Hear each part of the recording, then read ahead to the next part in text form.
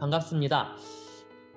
하나님의 피조물인 사람이 창조를 이뤄낼 수 있을까? 이 질문, 바로 지난주에도 제가 여러분들에게 물어봤었죠.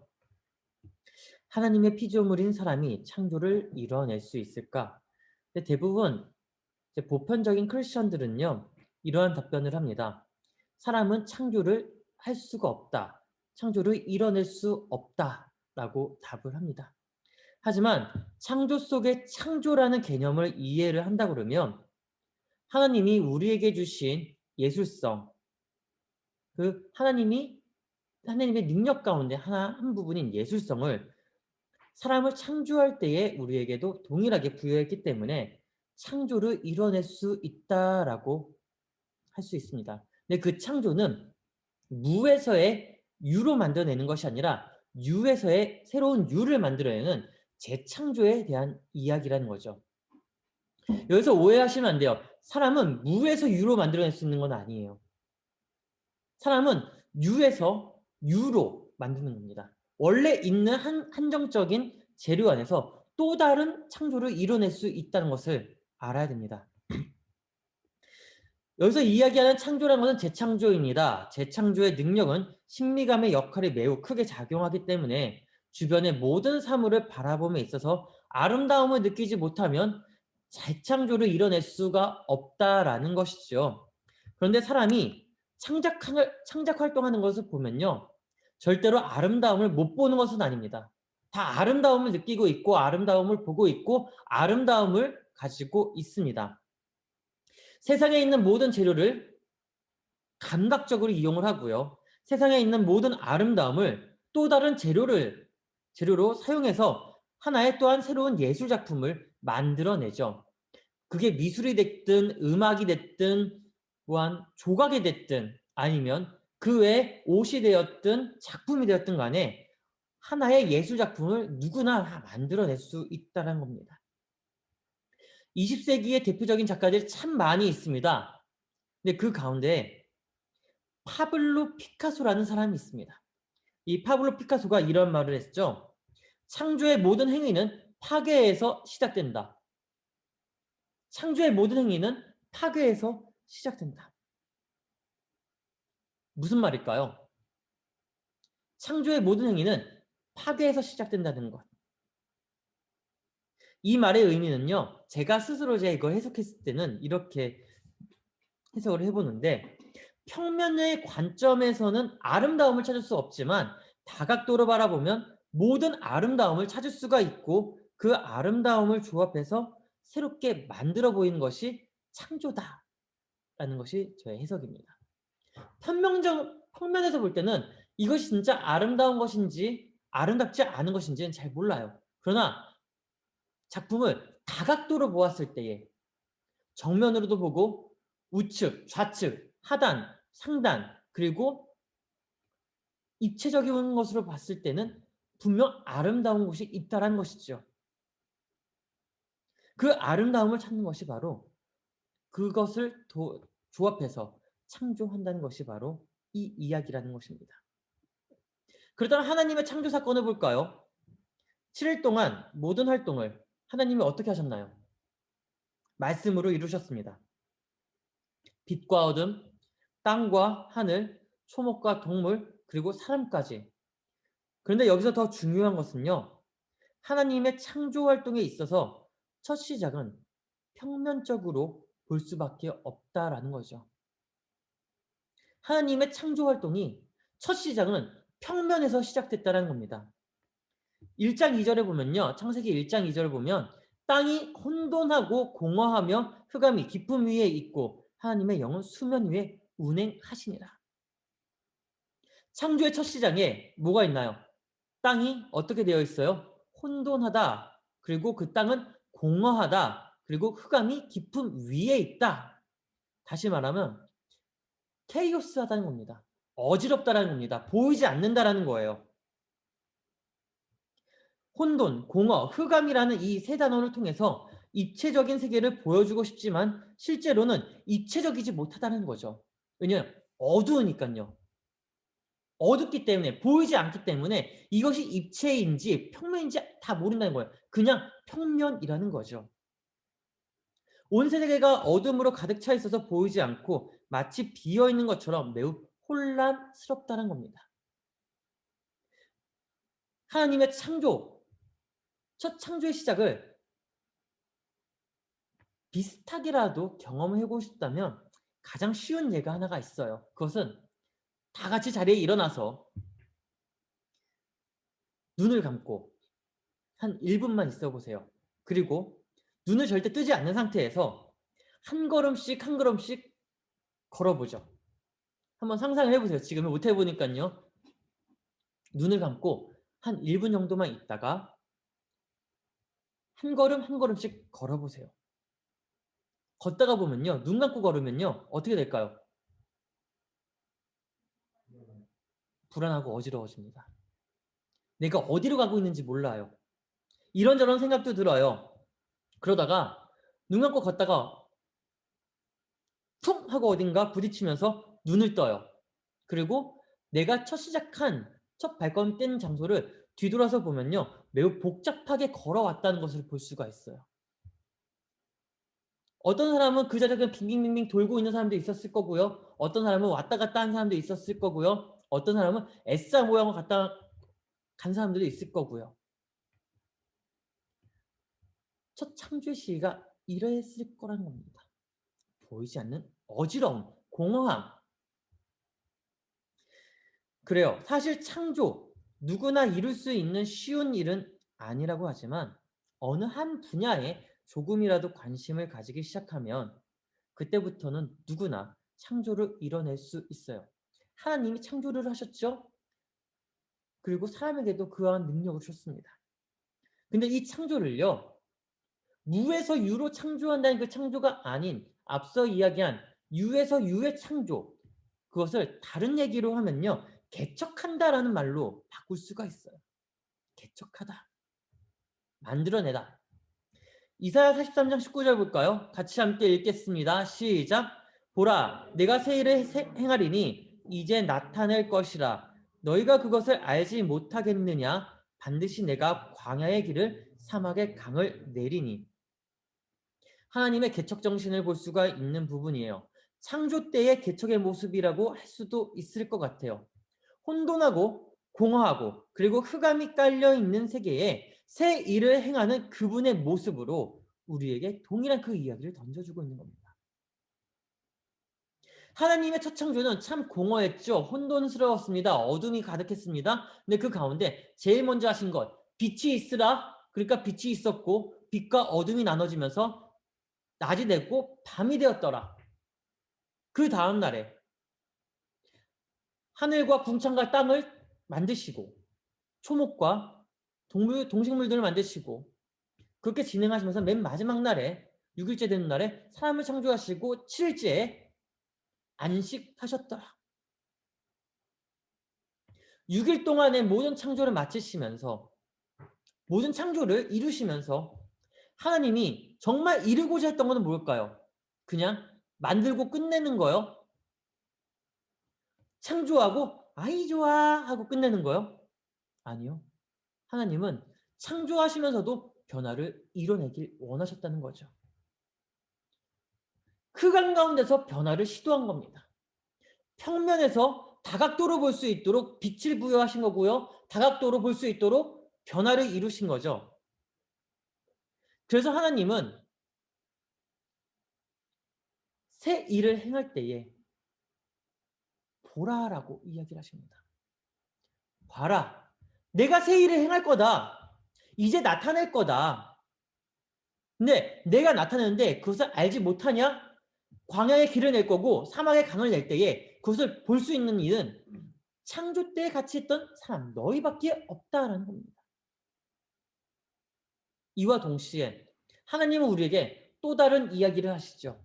바로 변화를 시도해라. 그렇지 않으면 상황에 의해 끌려다니게 될 거다. 변화를 시도하라는 것. 왜냐? 하나님도 계속해서 변화를 시도했고 그 변화를 이루어냈고 그 변화 속에서 우리를 이곳으로 보내셨기 때문에. 그렇다면 우리는 그 변화 속에서 어떻게 적응하고 그 적응보다 더 나아간 삶을 보일 수 있을까요? 챌린지, 도전하는 겁니다. 안주하는 것이 아니라 도전하는 거죠. 사회에 맞대서 도전하는 거죠. 그렇지 않으면 상황에 끌려서 끌려다니니깐요. 오늘날 코로나19로 인해서 우리가 끌려다니고 있죠. 넘어설 수가 있어요. 어떻게 하면 넘어설 수가 있을까요? 그냥 거리 두기만 한다고 해서 넘어설 수가 있을까요? 그렇진 않다는 거예요.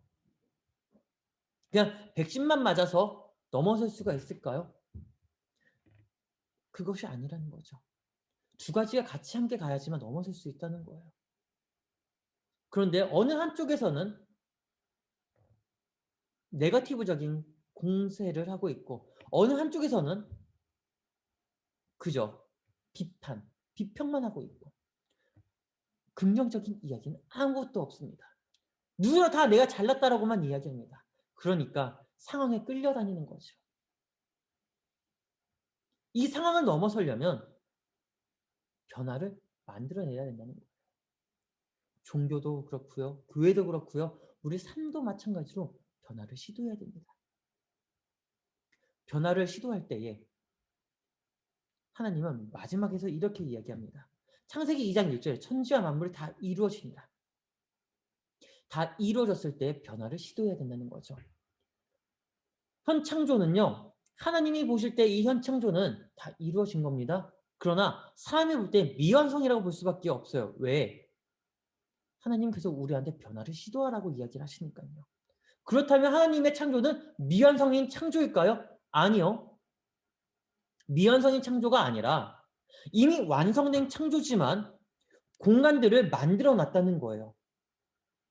시대가 변할수록, 사회가 변할수록, 시간이 변할수록 거기에 맞는 사회의 공간을 비워놨다라는 거죠. 근데 그 비운 걸 누가 채워야 되느냐? 바로 우리가 채워야 된다는 거예요. 살아가고 있는 이 사회에서 우리가 그 사회에 맞는 공간을 만들어서 구현해내야 된다는 것이죠. 하나님은 말씀으로 세상을 창조하시면서 보았더니 참 좋았다라고 하면서 매우 흡족해 하셨습니다. 얼마나 좋았으면 사람도 흡족하다는 말을 잘 사용하지 않는데 하나님이 그 창조주가 그 말을 사용했을까요? 흡족하다. 앞에 이야기했지만 이미 완성된 창조이지만 창조 안에 새 창조를 할 수 있는 또 다른 공간들을 하나님은 보이지 않게 채워 넣었기 때문에 흡족하지 않았을까요? 사람이 볼 때는 이것도 비어져 있고 저것도 비어져 있고 너무 empty, 그냥 비워져 있는 공간이 너무 많아. 그러니까 하나님은 이 창조를 실패한 거야 라고 생각할 수가 있어요. 그런데 하나님의 창조는 실패한 게 아니라는 거죠. 하나님의 창조는 이미 완성된 창조라는 거예요. 왜? 그 공간을 누구 보고 채우라? 나의 피조물인, 나의 영광을 나타낼 우리 보고 채우라는 거예요. 그 공간을 누가 채워서 공유해야 될까요? 이 시대를 살아가는 우리가 그 공간을 찾아서 공유하고 공존시켜 나가야 할 의무가 있다라는 것입니다. 바로 지난주에 이런 이야기를 했었죠. 하나님이 이 세상을 창조하실 때에 우리가 가장 중요하게 바라봐야 할 것은 뭐다?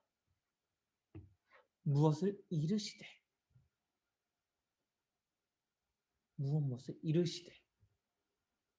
말씀하기 전까지는 변화가 없고 보이지 않고 그 어떠한 것도 이루어낼 수가 없습니다. 근데 이걸 거꾸로 보면요. 창조는 선택이라는 거죠. 창조는 선택적 창조라는 거예요. 지정해야지만 생성되고 나타나고 드러난다는 겁니다. 우리가 컴퓨터를 할 때도 PC를 운영할 때도 마우스로 클릭해야지만 그 아이콘이 지정돼서 열리잖아요. 지정하지도 않았는데 열립니까? 인스톨이 돼요? 안 돼요. 이루어지지가 않아요. 게임도 마찬가지예요. 핸드폰 게임하는데 바람의 나라라는 게임을 하고 싶은데 핸드폰에게 저거 바람의 나라 해야 되는데 저거 해야 되는데 움직여야 되는데 그러면 핸드폰이 알아서 움직이나요? 요즘은 음성이 너무나 잘 돼 있어서 시리 한번 움직일 것 같은데 움직였다. 네. 하면 음성으로도 움직일 수는 있지만 기본적으로는 다 지정해야지만 된다는 거죠. 연애를 하면서 가장 어려운 게 뭔지 아세요? 먹는 거예요. 내가 좋아하는 거 이 사람이 싫어하고요. 이 사람이 좋아하는 거 내가 또 싫어해요. 먹는 거 고르는 거 참 힘들어요. 지정하는 게 힘들어요. 근데 뭔가 하나 딱 지정해서 간다. 그다음부터는 술술술 풀리잖아요. 둘 다 좋아하는 게 피자다. 그럼 무슨 피자를 먹을까? 고민하려면 어디 가면 돼요? 피자집 가면 돼요. 메뉴 골라서 먹으면 돼요. 근데 그전까지는 굉장히 지정하기가 힘들다는 거죠. 그만큼 선택이라는 거예요. 창조는 선택이다. 지정하지 않으면 나타나지도 않고 생성되지도 않고 드러나지도 않는다는 거죠. 우리가 계속 메타버스에 대해서 이야기를 하죠. 메타버스. 가상과 현실을 공존시켜야 된다. 따로 떨어뜨려 놓아서는 안 된다. 같이 묶어서 활용해야 된다. 그렇다면 이 메타버스의 세계는 어떠합니까? 새로운 개척을 할 수 있는 무한한 재료들이 숨겨져 있습니다. 심지어 현 세계와 이미 공존하고 있기 때문에 연결하는 것도 그렇게 어려운 것은 아니죠.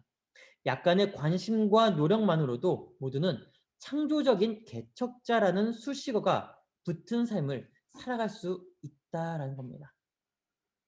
누구나 SNS를 하고 누구나 홈페이지를 가지고 있고 누구나 어플리케이션 통해서 자신만의 공간을 만들고 그 안에서 세계를 만들어서 공유하죠. 미국의 천문학자이자 작가인 칼 세이건이라는 교수가 있습니다. 제가 참 힘들고 어렵게 봤던 책 가운데 한 권인데 코스모스라는 책이에요. 1980년대에 나온 책인데 작년 초인가? 재작년에 700페이지인가 800페이지짜리 책으로 번역돼서 나왔어요. 사무실에도 있는데 처음에 참 재밌게 잘 봤어요. 보다가 와 이런 덮고 싶다. 책을 덮고 싶다. 근데 점점 너무 어려워지더라고요.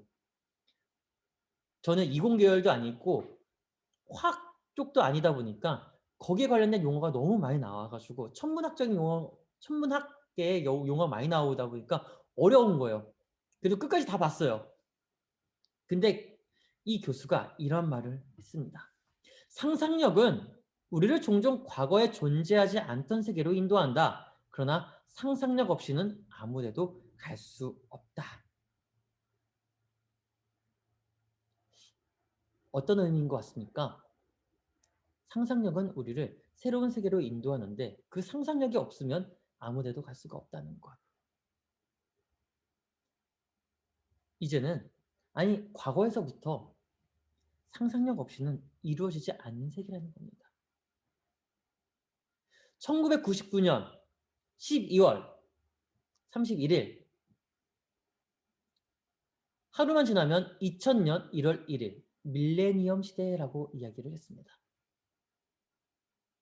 밀레니엄이 도래하면 밀레니엄 시대가 시작하면 다들 모든 것이 바뀔 것이다 라고 했죠. 그런데 2000년이 되기 10여 년 전부터 최고의 상상력들이 많이 나타났습니다. 2000년대에는 뭐가 될 거야? 뭐가 될 거야? 뭐가 될 거야? 집안에서 무선 인터넷이 될 거야. 집안에서도 서로 무선 통화가 할 수 있을 거야. 90년대만 해서 돼도 사실 무선 통신 기술이 그렇게 많이 발달한 게 아니었잖아요. 지금은 우리가 다 핸드폰 가지고 다니고 있지만 그때는 무선 전화다 그러면 시티폰이라는 게 유행을 했었습니다. 걸명 걸리는 시티폰, 차에서 전화하는 그런 시티폰, 대부분 아니면 공중전화를 하거나 사람들이 그냥 개인 핸드폰 갖고 다니기가 어려웠었죠. 그런데 얼마 되지 않아 핸드폰이란 셀폰이라는 그러한 기기가 나왔고 그리고 그 이후에 수많은 IT 기기들이 나오기 시작했습니다. 상상력이 만들어낸 거죠. 상상력이 이 사회를 발전시킨 겁니다. 새로운 창조를 이루어낸 거죠. 그런데요, 이 칼 세이건 교수가 또 다른 하나의 이야기를 합니다. 우리가 새로운 창조를 이루어내지 못하면 다른 이의 창조 세계에 삽입되어 다른 이의 상상의 세계에 살아갈 수밖에 없다. 그러므로 사람은 상상을 하면서 세계를 만들어가야 된다라고 이야기를 합니다. 그 상상의 세계가 오늘날 이렇게 펼쳐지고 있잖아요. 어느 누가 핸드폰을 가지고 다닐 거라 생각을 했고, 어느 누가 집에 1인 1PC를 가지고 있을 거라 생각했고, 어느 누가 온라인으로 수업을 하고, 어느 누가 온라인으로 함께 예배하는 그날이 올 줄 누가 알았습니까? 최고의 상상력이 최고의 사회를 만들어낸다는 겁니다. 현재 수많은 기업들 사이에서 메타버스라는 말을 심심찮게 듣고 있을 거예요. 그리고 그들이 하고자 하는 행보들을 볼 수가 있습니다. 특히 코로나19로 인해서 그 시기가 더 앞당겨졌죠. 그런데요, 기업들은요, 코로나19가 중점이 아니라 사실 메타버스라는 이 세계에 더 큰 중점을 가지고 있었습니다. 10년 내에 아니면 15년 내에 모든 환경은 다 네트워크 환경으로 이루어서 만들어낼 거다.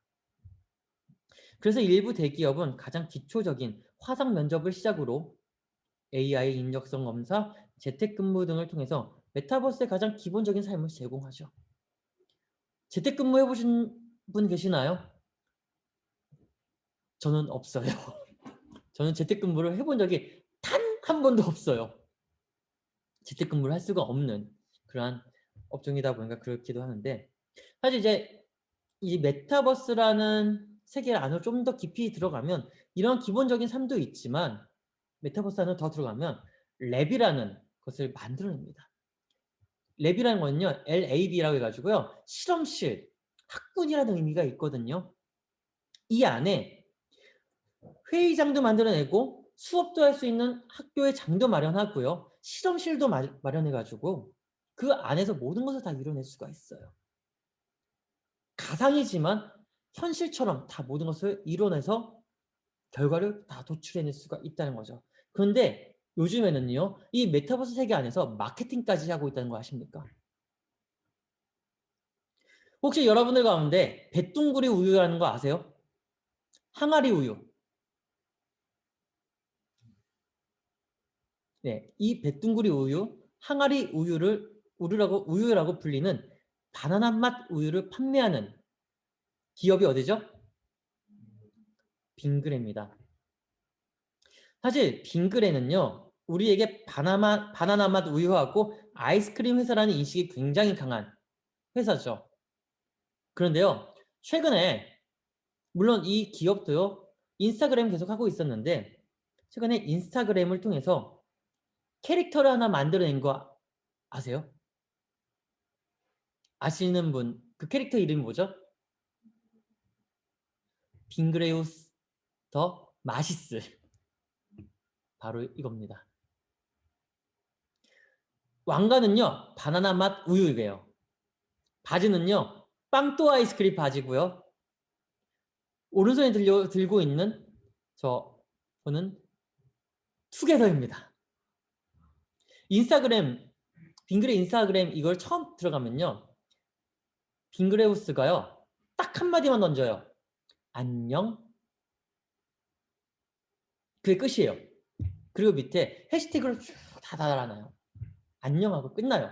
근데 그 다음날 또 다른 메시지가 하나 또 뜨고요. 또 다른 날 메시지가 뜨고요. 계속 다른 메시지가 하나씩 뜨면서 마케팅을 합니다. 처음에는 빙그레에서 나왔다는 것을 모를 정도로 굉장히 획기적인 반응을 일으켰죠. 근데 마지막에 점점 가면 갈수록 어디서 많이 봤던 왕관, 바나나 맛 우유, 바지는 빵 또한 바지, 그리고 빙그레 투게더 아이스크림이 하나씩 하나씩, 그리고 메로나도 나오면서 아, 이거 마케팅이구나. MZ세대가 굉장히 호응을 하고 있다라는 거죠. 심지어 매출도 배 이상으로 뛰었다고 합니다. 그만큼 기업이 더 가까워지기 위해서 가상의 현실과 더욱더 가까워지면서 MZ세대들과 좀 더 원활한 소통을 하기 위해서 생각과 마음을 나누기 위해서 하나씩 하나씩 하나씩 더 다가가고 있다는 거죠. 그런데 종교는요, 또한 그 종교를 가지고 있는 우리는요, 세상과 구별되어야 한다는 논리로 인해 앞선 시대를 읽어내지 못하게 하고 있습니다. 이분법적인 사고로 보수적인 역할만 하라고 요청을 하죠. 그만큼 우리가 우리만의 세상에서 머물며 만족해왔다는 현실을 드러내고 있는 겁니다. 어디는요, SNS도 하지 말라. 어디는요, 교회 내에서 악기도 사용하면 안 된다.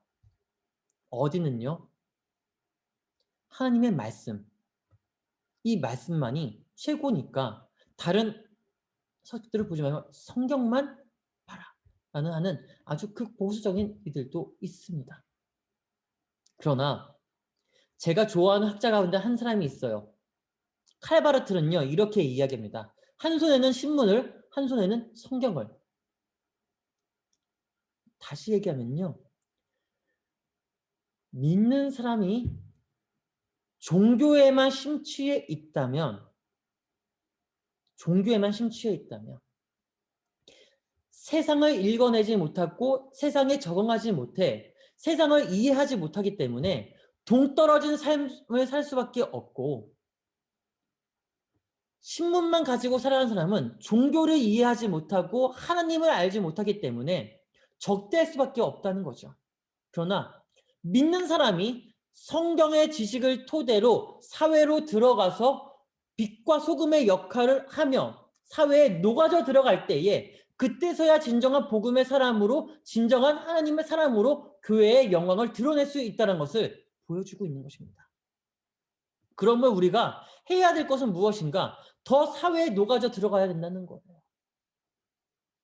이분법적인 사고가 아니라, 나눠서 바라보는 것이 아니라 공공의 유니버스를 제공하고 공공의 유니버스를 만들어서 함께 공유할 수 있어야 된다는 것이죠.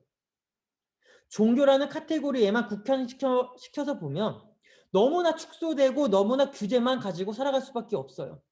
왜? 종교에서는 이거 하면 안 된다, 저거 하면 안 된다, 저거는 안 된다, 안 된다, 안 된다가 더 많잖아.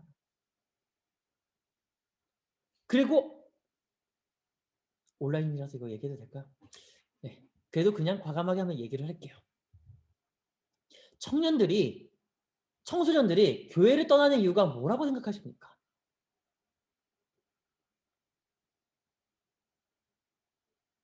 며칠 전에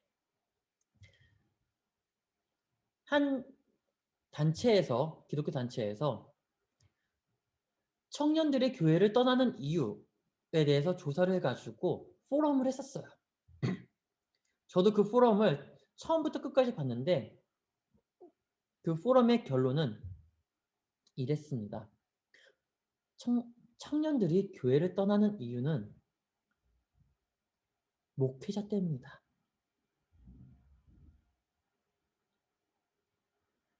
청년들이 교회를 떠나는 이유는 교회에 말씀이 없어서 그런 것이다. 라고 결론을 내지었습니다. 네. 물론 그럴 수 있어요. 물론 그럴 수 있어요. 그런데 저는 그 결론에 굉장히 큰 오류가 있다고 봐요. 정말 교회에 말씀이 없기 때문에 청년들이 떠났을까요? 정말 청년들이 목회자 때문에 떠났을까요?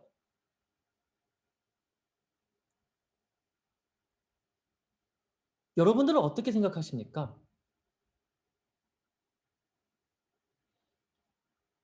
이미 예전부터 다 떠나기 시작을 했어요. 근데 떠나는 이유가 목회자, 교회 말씀이 없어서라고 다들 이렇게 이야기한 거를 다시 수면 위를 끄집어 갖고 올라온 거예요. 근데 정말 그런 걸까요? 저는 개인적으로 이 메타버스라는 주제를 가지고 이야기하면서 더 피부로 와닿고 있는 것 중에 하나가 이런 겁니다. 교회에 말씀이 없어서 떠나는 것도 아니고 목회자가 싫어서 떠나는 것도 아니고 단지 그거는 부차적인 거고 가장 큰 거는 이분법적인 논리로 잣대를 드러내기 때문에 그렇다고 봅니다. 우리가 뭔가 한다 그러면 어른들은 뭐라고 해요? 안 돼. 그건 아니야. 오히려 어른들이 잡고 흔들려고 하죠. 그리고 모든 일은 누구에게 맡겨요? 교회의 기둥은 청년이니까 청년들이 다 해야 된다. 처음에는 해요. 근데 지쳐요. 자빠져요. 왜요? 더 이상 못하니까요. 그래도 밀어붙여서 시켜요. 거기에 질려서 떠나는 거 아닐까요?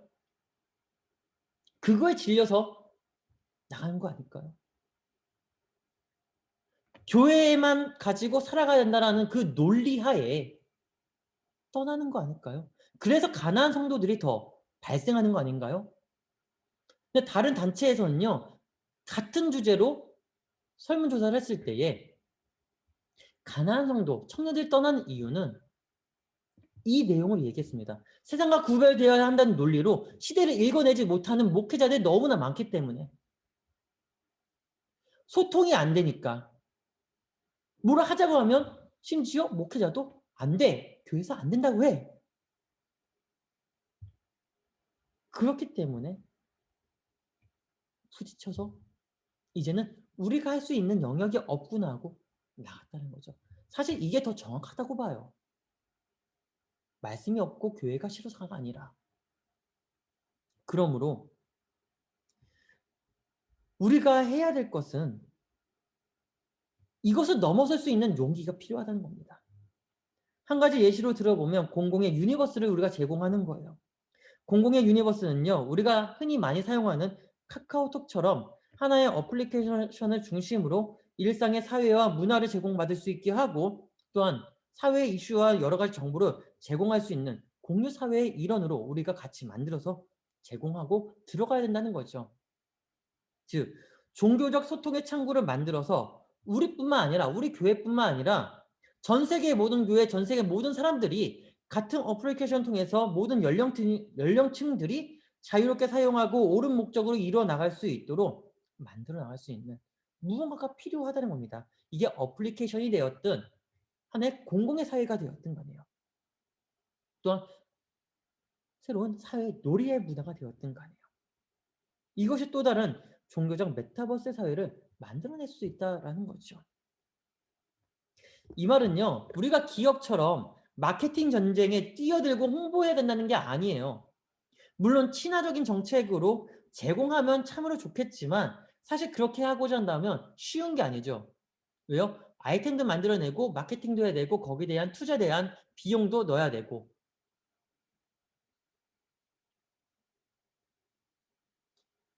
그런데 더 좋은 거는 이거라고 봅니다. 교회는요, 무보수의 헌신을 너무나 많이 요구합니다. 능력 있는 전공자들, 전문가들을 교회 내에 있다고 그러면 이 교회 안에서 이들을 키워서 성장시킬 수 있는 투자를 해야 되는데 투자를 하지 않고 무보수의 헌신을 요구하고 하는 거죠. 최소한의 비용을 지불하면서. 왜냐하면 그 전문가의 지식을 가지고 오는 거잖아요. 그럼 거기에 대한 합당한 비용의 처리는 해야죠. 그걸 통하여서 서로 상생하고 공존하고 교회도 하나의 사회처럼 나갈 수 있어야 된다는 겁니다. 그래야지 그 안에서 또 다른 공유 사회가 이루어지는 메타버스의 세계가 이루어질 수 있다는 거죠. 마지막으로 한 가지 이야기만 하고 마치려고 해요.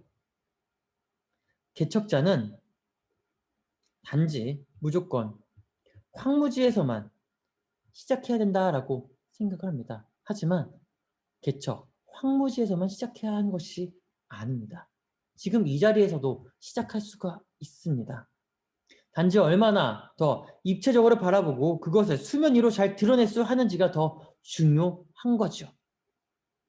그러므로 메타버스에서 창조자로 살아가고 그것을 공유하고자 한다면 우리가 지금부터라도 서로가 협력하고 공유하며 공존할 수 있도록 공간을 만들고 나눌 수 있어야 됩니다.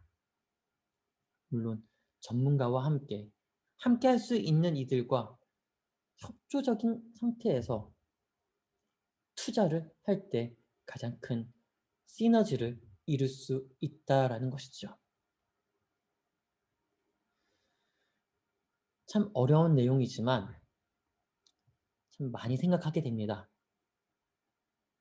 그리고 우리 교회가 어떻게 변모를 해야 될지도 고민하게 됩니다.